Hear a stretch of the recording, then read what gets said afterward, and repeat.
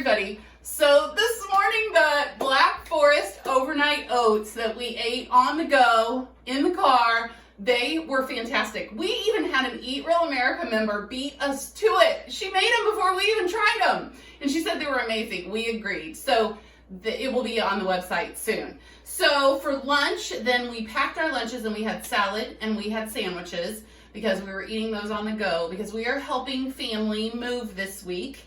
And so for dinner tonight, you guys probably remember we froze that Guinness beef stew. So we thawed that out and heated that up. So we've got a little bit of that. And then we have got some roasted potatoes and sweet potatoes because we were eating dinner with my sweet nephew and he loves the sweet potatoes. And then our salad tonight is strawberries, walnuts. We had a little bit of jicama left.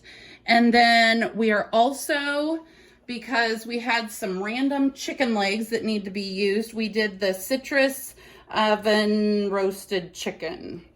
I think that's what it's called, and it is crazy good. And normally when we make this chicken, we're all fighting over the oranges that got roasted because they're one of the best parts. So, hope you all had a great day, and we'll see you tomorrow. Say bye.